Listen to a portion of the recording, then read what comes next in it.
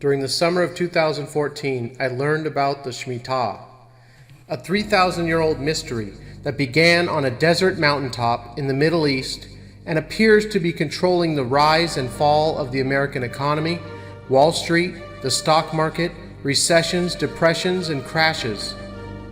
The mystery of the Shemitah manifests itself in many ways, including the rise of America to world power, the First World War, the collapse of the British Empire, the return of the Jewish people to their ancient homeland, the rise and fall of nations, empires, and the World Trade Center on September 11, 2001.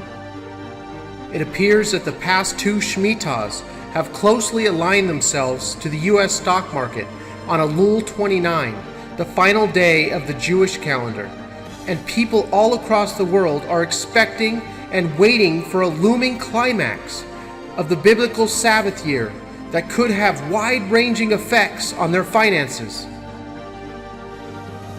The Times of India recently reported that 1 in 10 Google searches is now for the word Shemitah.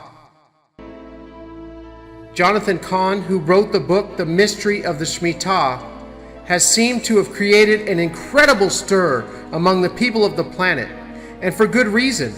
On September 17, 2001, the Dow Jones crashed 684 points, or 7%, which at the time was the biggest one-day point drop in history. Move forward 7 years, and on September 29, 2008, the Dow Jones dropped 777 points, or 7%, which now holds the record for the largest one-day point drop in history. Why are these 2 days significant, you might ask? Both of the dates mentioned were on Elul 29, the final day of the Jewish calendar, and the final day of the past two Shemitahs.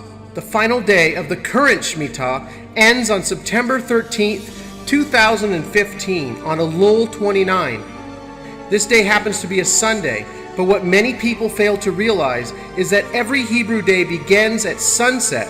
So when the stock market opens on Monday, September 14th in the United States, it will still be Elul 29. In addition to the Shemitah, we will also witness the final blood moon of the current tetrad in the end of September, which will be a super blood moon. People around the world are anticipating Elul 29, and we will have to wait and see what happens. Another 7% drop in the Dow would be over 1,000 points in a single day. Please leave your thoughts down below in the comment section. And for a more in-depth explanation of the blood moons and the Shemitah, I will put links below in the more info section to the videos I made at the end of last year, one of which has over 500,000 views.